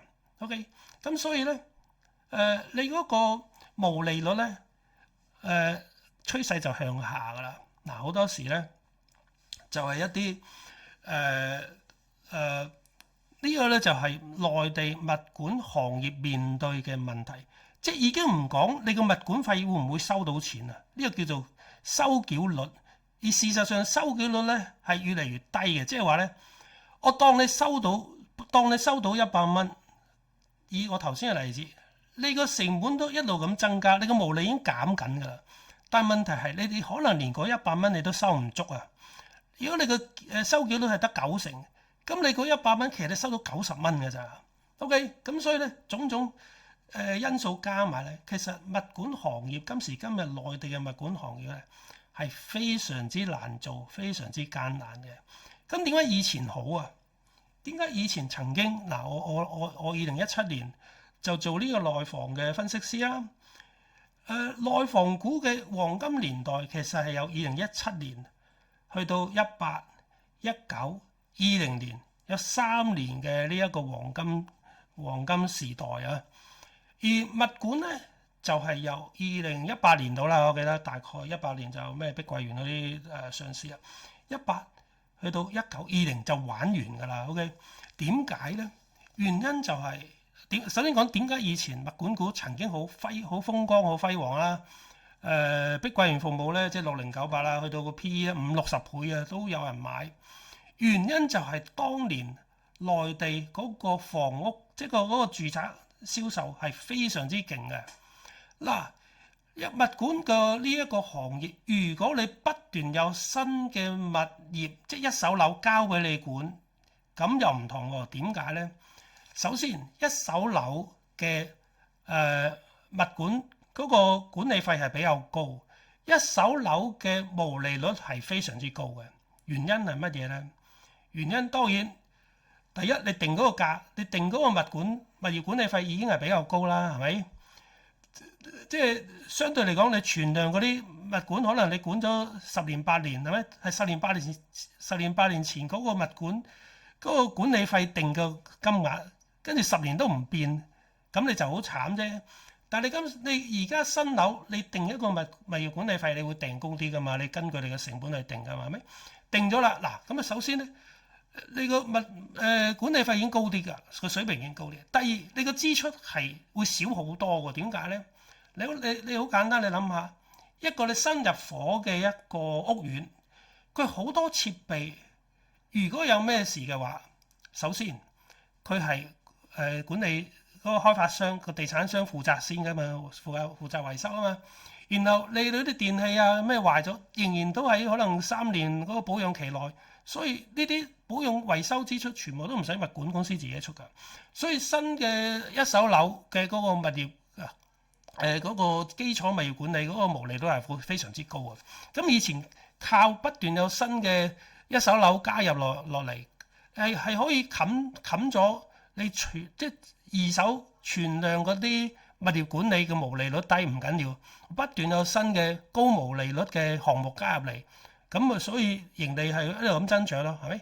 咁啊但係今時今日新樓都賣唔出啦，係咪？咁所以咧就係呢一個基礎物業管理係冇乜前途㗎。咁啊業主增值服務其實即係開發商輸送利益俾你啊嘛。今時今日開發商咧自己都破產啦，係咪？邊有利益輸送俾你啊？今日業主增值服務其實即係叫啲業主消費嘅啫。咁今時今日內地啲消費嘢都唔掂啦。咁所以加埋三嚿業務都唔掂嘅。咁所以咧我今年係冇買任何物業管理股㗎。所以6626嗰個業績差咧係預期之中啊！6626嘅業績差，因為個毛利率跌啊嘛。咁如果你收入又跌，毛利嗱，如果你收入唔跌而毛利率跌，個盈利已經跌啦。更加唔好講你收入又跌，毛利率又跌啦，咁啊更加跌上加跌咯。OK，咁呢個就答咗6626越秀服務。其實唔止越秀業務啊，之前2669中我係咪業績都爆雷啦？係咪？咁所以咧呢個行業咧我係唔睇好㗎，即係物管行業我係唔睇好㗎。好多謝小楊先生，咁樣就關於下一題嘅，咁啊關於嗰個388啊，啲觀眾問港交所，咁啊先生你分析咗未咧？係啦，同埋騰訊你分析咗嘛？我好似聽到就冇分析到嘅，因為騰訊都未出業績，咁樣388就應該未分析到，係咪啊？小楊先生，唔該曬。388未分析，我應該會聽日分析啦。咁388我都持有啦，利益申報我都持有388嘅。咁388咧嗰個咧我之前咧喺 Patreon 都分析過，都講緊以前啦，咁啊直播YouTube 都有分析過啦嚇。咁佢咧就係佢嗰個 PE 咧一般咧係30幾倍啊。咁啊原因咧就係388嗰個生意模式係非常之獨特嘅，佢係非常之輕資產，但係佢係好高嘅呢一個行業壁壘嘅，即係話佢係獨市嘅，佢係獨家嘅，你又冇得同佢競爭嘅，因為你係做唔到佢要做嘅生意㗎。咁所以今時今日咧就係講緊叫 Halo 嘛 HALO 咪，咁啊頭先順便答埋騰訊啦，騰訊呢排跌啦嚇。咁當然咧嗱，而家個 AI 嗰個趨勢咧就係勢不可擋啊。AI 嘅投資係勢不可擋啊，但係呢一個會好分化。咩叫 Halo 咧嚇？即係話咧就重資產就係低被淘汰。咁啊即係話咧而家咧就係話，如果你個行業係重資產難被 AI 取替，咁咧你就會升啦。咁所以而家新鴻基地產呢排咪新鴻基地產同樣好似匯豐咁，股價係創咗歷史新高㗎，即係不經不覺咧，新鴻基地產股價創咗歷史新高啦。呢啲就係 Halo 嘅一個代表嚟啦，即係重資產而不能被取替啊！即意思，如果你要取替佢，咁你要投係好多資產落去先至得嘅嚇。呢個咧就係重資產難以被取替，就受惠 OK 或者被資金追捧啦。另一方面咧，就如果被 AI 顛覆嘅嗱，即係 AI 唔係話對各個行業都有利㗎。如果你被 AI 顛覆嘅咁你就會跌㗎啦嚇。你當騰訊係被 AI 顛覆定係 Halo 嘅一種啦嚇。其實我傾向騰訊係難以被 AI 顛覆㗎。其實騰訊應該係受惠 AI 而唔係 AI 嘅受惠。當然另一方面就係如果騰訊都要焗住都要投資 AI 嗰個基建嘅話咧，咁對佢嗰個資本開支咁當然係會有啲負面嚟㗎啦。而家今時今日咧，嗰啲 AI 嘅投資咧係去到一個不歸路，即係話你投又死，唔投又死。OK， 跟住咧你投得越多，我以前喺嗰個直播都講過啦。今時今日啲企業嗱，以前傳統上啲企業如果增加資本開支嘅話咧，即係增加投資嘅話咧，其實會創造啲就業機會嘅。OK， 但係唯獨是 AI。你越增加 AI 投資咧，你係越唔係創造就業機會，你係越淘汰啲、減少啲就業機會嘅啊！好不幸咧，AI 投資係有呢個特性啊！咁好不幸咧，而家好多企業都焗住都要投資 AI。OK，你唔投又唔得，投咗咧，啲人又懷疑你咁你投咗咁多資本落去，你揾唔揾得翻嚟㗎？因為 AI 嗰啲折舊咧，可能年期好短嘅咋，得幾年時間俾你揾錢，你揾唔到咁就係咁先㗎啦。你啲投資嗰啲就抌落鹹水海㗎啦。咁唔單止你咁樣，你損人不利己喎，你仲顛覆埋好多啲行業，所以呢排嗰啲軟件股全部都大冧係咪？即係俾你顛覆咗。OK，咁你自己又賺唔到錢，你又顛覆咗人哋。OK，咁變咗咧就係一個但係 AI 嗰個潮流都係勢不可擋啦。咁所以咧就要頭先講 Hello 受惠之外咧，即係受資金追捧之外咧，就係另一個咧就係AI。制約 AI 發展嘅嗰啲嘢咧就升啦。咩叫制約佢 AI 發展咧？或者叫做你 AI 基建缺嘅嘢，咁又會升啊！所以我 Patreon 嗰個我叫 AI 四寶啦嚇，咁AI 邊四寶咧？咁大家有興趣睇我 Patreon 啦。咁嗰啲就升得好好啦，即係咁我自己都係得益啦。我都有持有呢啲 AI 四寶啦。OK，咁答咗騰訊同埋呢一個。答咗啦 OK。好多謝市場先生，咁樣就好多謝市場先生啦。咁啊，關於市場先生個 Patreon 咧，我就即係已經放咗落個連結，已經放咗嗰個落嗰個即係聊天室嗰度啦。大家如果有興趣就 join 啊市場先生個 Patreon 睇啦。咁另外值得一提啦，咁啊即係今個月即係我頭先問過市場先生啦。咁啊今個月即係同行者直播啦，佢嗰個即係會安排喺3月21號啊，即係星期六嚟。咁如果大家有興趣可以 join 市場先生啦。咁啊即係通常都係嗰個月第三即係20幾號嗰個禮拜啦。咁如果大家有興趣，即係每個月可以即係留意市場先生個組合嘅變化更新啊。咁啊你可以 join 啊市場先生個同行者計劃個 plan 咧，咁樣就會每個月收聽到佢對投資組合自己個投資組合嘅分析㗎。咁樣就關於嗰個地產股，其實我都有想問，因為我自己都即係喺低位買咗好多新鴻基嘅，咁我都買一堆啦。咁因為種種原因啦，咁我終於開股東會，咁我買咗好多新鴻基嘅，咁樣即係呢排真係升到我都嚟驚啊！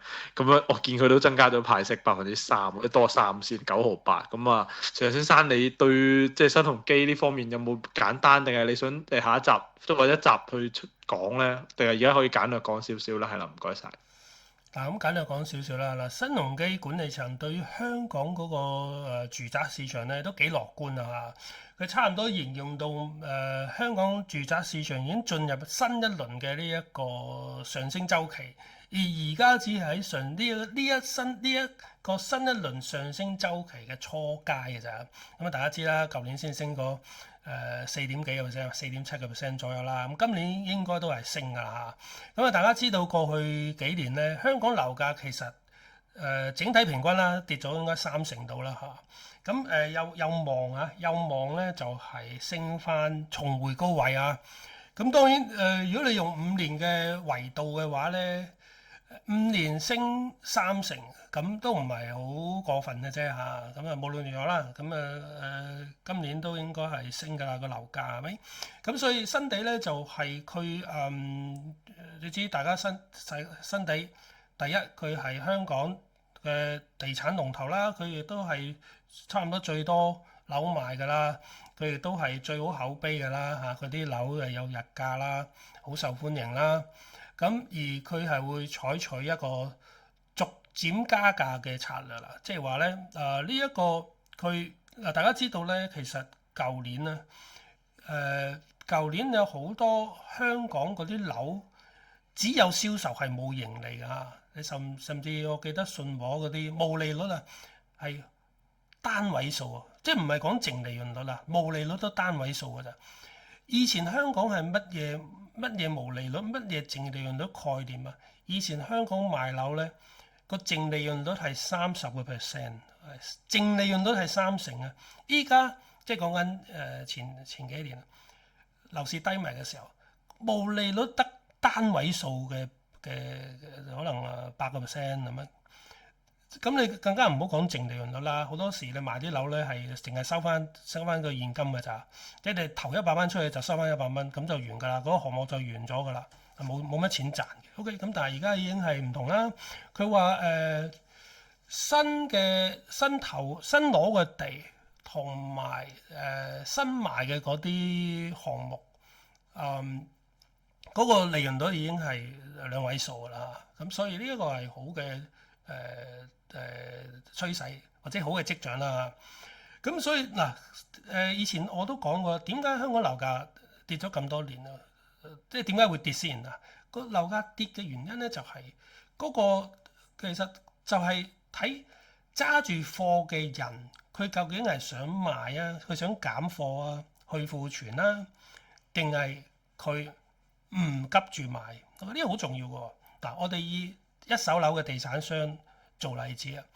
如果個個一手樓即係講地產商手上嗰啲貨，個個都要減債嘅，要錢唔要貨嘅，咁啊樓價一定冇得升㗎啦，甚至會跌㗎啦。咁但係問題，地產商點解要即係講緊前幾年點解要錢唔要貨咧？就係因為利率好高啊嘛。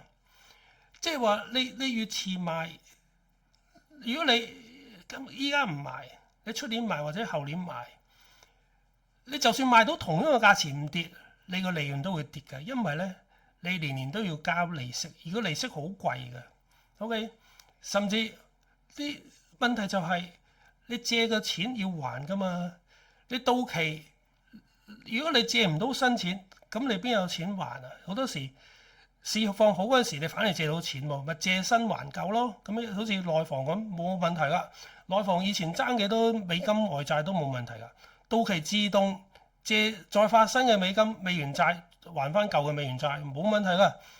即係話佢可能由第一次發美元債都冇諗住唔需要，都諗住唔需要還㗎啦。年年咪即係次到期咪再發新嘅債，再還翻舊嘅債咁咪得咯。但係佢唔會諗到有一日就係你借唔到新錢㗎嘛。你借唔到新錢，你又要還舊債到期，咁你就要自己揞袋咯。OK，咁呢個就係點解房地產呢一個市場就係、當你個市場唔得嘅時候，你就越等錢使。你越等錢使嘅時候咧，你就更加借唔到錢。你更加借唔到錢，你啲債一到期，咁你唯有賣樓咯，係咪？你唯有賣，咁唯有不計價咁賣咯，套現為主咯，要錢唔要貨咯，就係咁啦。咁但係你套到某個階段，你已經債又減咗，係咪？手上啲庫存啊去得差唔多，個市況又好翻啦，咁你梗係唔需要好似以前咁啦，係咪？咁所以你而家都好難會再需要就係、我要錢唔要貨，即係講發展商啊。OK，咁另外咧就係佢嗰個佢賣下賣下都發覺，我都調轉就驚自己冇貨喎，即係唔夠貨喎。OK，因為你賣下賣下嘅話，咁個市個樓市復甦啦。咁究竟你有冇土地儲備先係嘛？你冇土地儲備，就算樓市復甦都唔關你事啊。咁所以咧，可能發展商會從一個好驚太多貨喺手，甩唔到手，去到轉入另一個階段，就係好驚自己唔夠貨。即係將來樓市係咁升，你都冇貨賣，咁個市升都唔關你事嘅嗰種情況啊。OK，咁新鴻基咧就對未來樓市都幾樂觀啦嚇。咁而因為佢嗰個盈利增長咗嘛，而佢講出咧就係佢嗰個派息比率咧就係維持4成至5成啦嚇。咁4成至5成呢一個彈性係乜嘢意思咧？就係話如果個盈利大幅增長嘅，咁佢可能唔需要派5成嘅派息比率啦。但係萬一嗰個盈利冇咁好嘅，咁佢咪可以以提高嗰個派息比率去到50%，而令到個股息會派得好啲咯。嗱，即係個40%至50%嘅派息比率嘅目的咧，就係俾新地有個彈性，因着佢嘅盈利。如果盈利大幅增長嘅，咁就算4成都可能佢個每股派息都有增長。咁萬一盈利冇咁好嘅，咁佢咪提高個派息比率，令到每股派息會好睇啲咯。嗱，呢個咧就係新地嘅情況啦，有機會我再講啦。不過我喺 Patreon 已經分析咗新鴻基地產個業績㗎啦，有興趣大家去睇下。另外咧係冇錯，頭先咧有個觀眾咧就話：我留咗659啊，呢個JL Chemistry 係啊，659我都會分析㗎，因為659咧利益申報我係持有659同埋388港交所嘅，所以我下個禮拜係會優先分析388港交所同埋659呢一個周大福創建啊 ，OK， 咁啊答咗呢個先。好多謝石先生，我都期待睇周大福創，因為我都睇緊新一批股票啊，咁樣其中呢隻我都想，因為派息都增多咗，我都有啲興趣望一望嚇。咁樣就另外啦，有個觀眾咧就問即係 JL Chemistry 都同時問咗3618同3698，咁兩隻都好似係。銀行股啦，3618就係重慶嗰隻重慶農商行係啦，3698就係輝商銀行。咁樣，小楊先生有冇咩想同啲觀眾講下咧？係唔該晒。嗱，3698咧，輝商銀行咧，利益申報係持有少量嘅嚇。咁啊，3618咧呢個重慶農商行咧，我就以前持有啦，亦都拍過片啦，亦都寫過 Patreon 文章啦，亦都賺過好多錢啦，不過就走咗啦嚇。咁重慶農商行咧，當年我睇好佢咧就係、咁佢都係呢個叫做農業商業銀行啊，即係內地咧好得意嘅，啲叫做農業商業銀行，有啲叫做城市銀行 ，OK， 咁所以咧就係農業銀行或者農業商業銀行，即係佢當然咧，佢嗰個有佢自己嘅特色啦嚇。嗱咁內地亦都有股份制銀行咧，通常就係全國性銀行啦嚇。咁呢啲咁嘅城市銀行又好，城市嘅農商銀行又好，其實咧係視乎你出世喺邊個地方嘅 ，OK。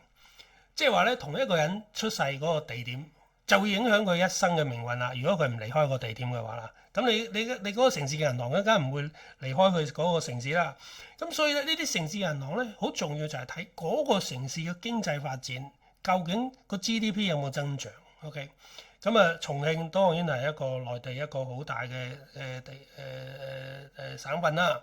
咁而亦都經濟都係唔錯噶。咁所以呢啲3698好3618好咧，就要睇佢所處嘅嗰個城市嗰個經濟發展得唔得啦？咁呢一個3698咧，我都喺 Patreon 分析咗啦，係咪？咁我自己都持有啦，利益申報係咪？咁我當然咧就覺得佢都係有一個值博率㗎。我喺嗰個 Patreon 文章形容詞有值博率啦。當然我寫嗰陣時係3.3啦嚇。咁係群友要求我寫嘅嚇。咁寫完之後覺得都唔錯啊。OK 有值博率啦。即係當時我覺得嚇，唔係投資建議啊。咁即係正如你覺得呢個人幾好啊，咁唔係等於你要嫁俾佢㗎嘛，係咪？咁所以只係一個個人主觀嘅一個睇法啦。OK，咁答咗呢個3698同3618。好，咁樣有個觀眾啦，set less studio 啦，咁咧就問今次戰爭有冇機會影響全球嘅供應鏈啊？咁石楊先生有咩想講咧？係啦，唔該。嗱，今次戰爭咧就係首先影響咗油價先啦嚇。咁聽講今日有個新聞，聽講油價船唔順且係都要經過嗰個海峽啊，跟住就俾人炸咗啦。咁所以咧，跟住咧馬士基係咪即係好大嘅呢一個船運公司都話：我係可以行嘅，不過我要好似兜落去非洲嗰邊啊。即係大家都運路行㗎啦，即係嗰條路咧就已經唔會冒險，因為呢大家要知道一樣嘢咧，呢啲船咧，你呢啲咁嘅船咧，你一出海咧，你一定要買到保險，你先可以出海嘅喎。如果你唔買保險，你出海，萬一你出咗事咧，你損失巨大啊！咁但係問題你買保險咧，保險公司話：哇咁危險！如果你行嗰條路咧，我唔賣保險俾你，我唔保，咁你就唔買唔到保險，你就唔會行嗰條路㗎啦。咁所以咧，呢排應該冇船會夠膽行嗰條路㗎啦。一行有咩事就你船東你自己負責㗎啦咁所以咧呢個係會影響咧嗰個油價咯，因為你要兜路行啦嚇。咁甚至唔好講伊朗咁樣，佢究竟出唔出到海㗎？係咪？即係嗰個石油啊。咁當然啦，我今日見到 OPEC 話，我哋會增產啊，即係填補即係伊朗出唔到嗰啲，我哋出嚟 OK。咁呢個一回事啦嚇。咁但係無論如何，運油嘅嗰個路徑咧，就係要兜路行啦。咁對於個供應都會有啲影響啦。咁當然睇下事態嘅發展啦，究竟點樣打法啦嚇。好多謝四人先生，咁我就即係補充少少，因為即係都仲有啲時間。咁樣咧，其實就咁誒。咁如果運路行咧，其實就好似即係我覺得啦，即係呢個係我自己嘅講法啦。咁啊，好似即係都見到其實都啲運價都大幅上升咗啦。其實即係運價上升咗，其實即係對於即係普遍嘅工業股嚟講啦，即係可能就有啲即係有啲就自己客會負責啦，有啲就即係嗰個運嗰個人會負責啦。即係譬如好似書啊嗰啲咧，多數都係嗰個即係印刷品咧，多數都係由嗰個即係嗰個供應商去負責嘅。咁個供應商咧就要承擔啲運費，咁啲運費上升咧就會削弱咗佢嗰個成本啦。咁啊，你話啲普遍消費品嚟講咧，都係客負責嘅，即係嗰個即係品牌商負責嘅。咁其實咧對嗰個影響就唔算話好大嘅。你話會唔會影響全球供應鏈？一定會，因為咧你航運時間長咗啊嘛，係嘛？你航運時間長咗，咁其實係利好嘅。點解咧？就因為咧，即係。即係你嗰件貨運長咗，咁嗰啲客咧就要預多啲存貨去，即係譬如因為你去貨嘅速度係恒常噶嘛，即係正常你食嘅使嘅都係嗰個某個有限數啊嘛。但係由於運嗰個時間比較長咧，咁嗰啲供應商咧就會增加嗰個存貨嚇。何況而家即係關稅嗰方面，其實即係對於某啲國家嚟講啦，即係東南亞啲國家嚟講咧，其實成本係低咗。咁可能即係而家關稅其實係即係唔穩定啊嘛，仲係即係 Donald Trump 仲係即係行，即係仲係想收關稅，但係低咗。咁好多即係可能好多即係嗰啲品牌商可能趁依家就會增加個訂購量，咁樣即係因為即係呢個供應鏈嘅不確定性啊，或者係依家即係嗰個關稅平咗啊，趁機入多啲貨啊，都會有可能咁，所以係可能會即係對於某啲工業股嚟講，可能係即係今次呢個即係戰爭，可能對於佢嚟講係一個即係個需求即突然會增加嘅一個機會咯，可能訂單會多咗㗎，即係呢個係其中一個可能性啦。咁第二樣即係頭先講啦，航運股呢方面，咁由於兜長咗啊嘛，而家你啲船即係船係恒等數量嚟㗎嘛，即係佢有新船下水當然，咁但係呢個即係唔會話啲船唔會話即刻會起完或者點樣嘅，係嘛？啲船唔會即刻會起完㗎嘛，咁即係對於原本嗰啲船亦都即係運輸時間長咗，咁你需要嘅船咪多咗啊？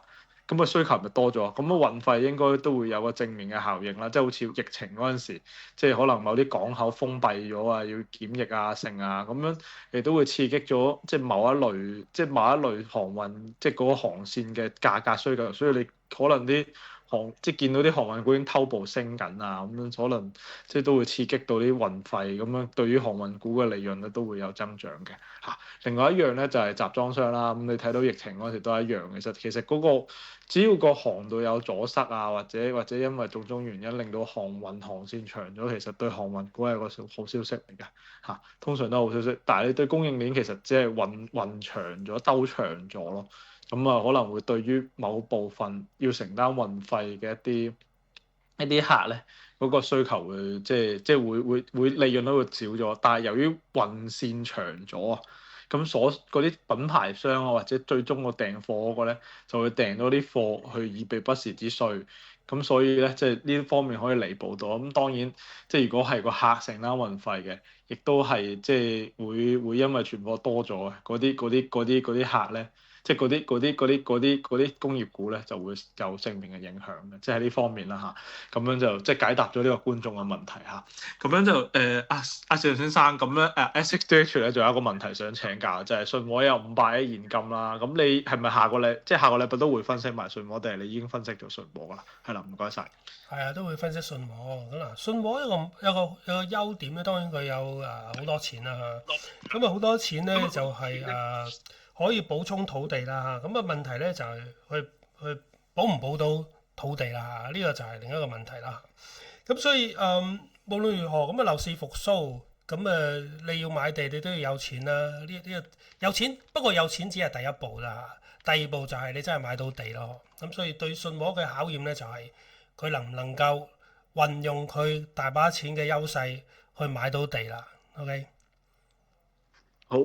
好，石陽先生，咁樣就有觀眾就問嗰、個即係 ASIC 就問會唔會對航運嗰啲有利，甚至517啦，你外股啦有利啦。咁另外就係石油嗰方面，即係會唔會有咩喐動啊？咁樣係啦，唔該晒。嗱，當然咧就要睇下呢一個衝突持續幾耐啦嚇。咁如果你嗰個本身咧嗰啲造船嘅訂單咧已經係排到之前咧係講排到2028年啊嘛。咁後尾咧我出席船務317嗰個業績會前即係都好耐之前啦。佢話佢排到有機會排到即係個訂單要完成啊，有機會去延續到2030年啊，即係講緊幾個月前啦。咁我唔知而家如果因為呢一個戰爭再拖長啲嘅話，對於嗰個船嘅訂單會唔會進一步再增加啊？咁但係無論個造船業嘅景氣咧，至少應該係可以去到2029、2030年啊。咁呢個對517係非常之有利啊。517咧就係佢嗰個中遠佐敦啦，佢係做高級塗料啊。塗料咧係之前都解釋過好重要㗎，對一架船好重要。佢係保護嗰個船嘅表面啊嚇。咁而呢一個已經係講緊新船嘅呢一個訂單對517或者對中遠佐敦嘅利好啦。咁其實咧即係世界海事處對於呢個環保即係嗰個雙碳嘅要求，佢要求嗰啲船，無論你係新又好舊啊，現有又好，佢都對你有個碳排放嘅要求啊。即係如果你超出個碳排放咧，咁你就應該要退役㗎啦。咁所以現有嘅船咧，佢為咗令到個碳排放少啲，其實一架船嘅，如果你搽咗嗰啲高級塗料咧，咁你喺個海度運行個阻力咧係會細咗，阻力細咗咧，你耗油量咧就會少咗，即係慳油咗啊！咁所以你呢個咧就要講緊全量船嘅保用。如果你搽咗呢一啲高端嘅塗料咧，咁咪有助減低你嘅阻力，喺個海運行嘅阻力係有助於碳排放嘅減少㗎。咁所以全量船係嘅需求對於呢一個高端塗料係有幫助。新船嘅訂單更加唔使講啦，每架新船你都要用到呢啲高端嘅塗料。咁所以517旗下呢個中遠佐敦嘅生意咧，應該係會好到2028、2029、2030年都唔奇㗎嚇。OK。好，咁樣就遲啲，因為我想同各位觀眾講一講先，因為最近咧中遠就買咗個新嘅業務啦，嗰個新業務咧，咁3月12號開股東會，咁即係我哋再攞到多啲資訊咧，再同大家分析，因為其實即係佢依家其實呢個咧就同啲 AI 有關嘅嚇。突然間遲啲我哋即係如果嗰日我哋去到股東會，咁我就即係會再石先生應該都會去，咁我哋。即係我哋會再問一問個情況咯，咁到時再同大家分享下，係啦。咁樣就最後應該最後兩個問題啦。咁樣就中東石油，咁樣可能大量設備損壞，到時油氣設備同船舶股，同埋頭先仲有一題就係石油股有冇正面影響啦？係啦，唔該晒，就係咁啦。如果石油咧，咁當然咧就係呢一個對油價上升，咁當然對883中海油咁梗係有正面影響啦，係咪？咁呢個因為油價上升咧，咁佢嗰個開採成本係你油價幾多，佢都係咁嘅開採成本㗎啦，係咪？咁所以你油價上升，咁佢會賺多啲啦嚇。咁當然係正面啦嚇。咁對於嗰個煉油設備咧，嗱，如果你俾人炸咗嘅話，咁你要重新起建，你要再起過啦嚇。咁啊，對於2386咧就有幫助啦。咁當然咧講緊戰爭過去咗之後啦，因為你都打緊仗，咁你就算炸咗，咁你都唔會咁快去起㗎啦，係咪？咁所以咧呢個講緊不明朗嘅因素就係究竟呢一個衝突要維持幾耐啦，規模會唔會擴大咗啦，係咪？呢個咧就要有待觀察啊！因為我睇新聞咧就係美軍已經有陣亡啦嚇，即係已經俾伊朗有陣亡啦嚇，即係俾伊朗擊中咗有陣亡啦，咁變咗即係究竟事態會點發展咧，都係要再睇啦。OK。係，咁其實成個中東而家都好亂啊！咁樣實際個情況咧，其實而家好多即係有啲即時嘅即係資訊都可以睇到啊！即係而家係 X 有啲即時嘅即係航空啊或者航運嘅一啲地圖啊，咁遲啲如果有機會同大家分享下。咁樣最後一題啦，咁樣就想問即係SX 就問2328有冇做呢啲船東保險㗎？係啦，定係有其他公司我哋知道嘅會做咗咧？係啦，唔該晒。佢應該唔係主要做呢啲咯嚇，即係根據我睇年報又好，業績會又好，好少無論管理層又好，分析師提問又好，好少會問到船運嘅險啦嚇。咁因為船運咧其實係好專業嘅一種保險嚟㗎嚇，咁而應該有其他公司，即係全球方面應該有其他。船運保險嘅即係做比較多船運保險嘅公司啦嚇。好，咁樣所有嘅問題都應該解答晒㗎啦，好多謝各位觀眾嘅支持我哋個節目。咁樣就即係關於即係如果大家有其他嘅問題咧，可以 join 啊，試下有 Patreon，咁樣就即係先生會有更加即時嘅解答啦。咁而佢嘅分析力都主要都係 Patreon 嘅。如果大家有興趣咧，都可以 join 佢 Patreon。咁咧個連結咧我已經放咗喺聊天室嗰度啦。好多謝大家。咁啊，先生有咩想同大家講下咧？係啦，唔該晒。咁好多謝大家嘅支持啦，支持我哋個細台啦嚇。咁都多謝今晚科金嘅朋友啦。咁今晚嘅分享咧就係匯豐啦。咁希望即係我喺 Patreon 咧就會分析好多銀行股啊、地產股啊，係咪？咁希望有機會喺嗰個直播會講其他嘅銀行股啦、地產股啦。咁下個禮拜如果冇其他重要嘅公司突然間即係出業績嘅話啦，咁我想講東亞銀行啦，因為東亞銀行會唔會有一隻喺股息方面有增長嘅潛力呢？咁呢個呢，就係可以同大家討論嘅嚇。OK，咁預告下個禮拜可能會講東亞銀行啦。對東亞銀行有興趣嘅朋友呢，可以下個禮拜參加我哋嘅直播啦。咁多謝大家今晚嘅支持，咁我哋下個禮拜再見啦，好冇？OK，拜拜。拜拜，多謝，拜拜。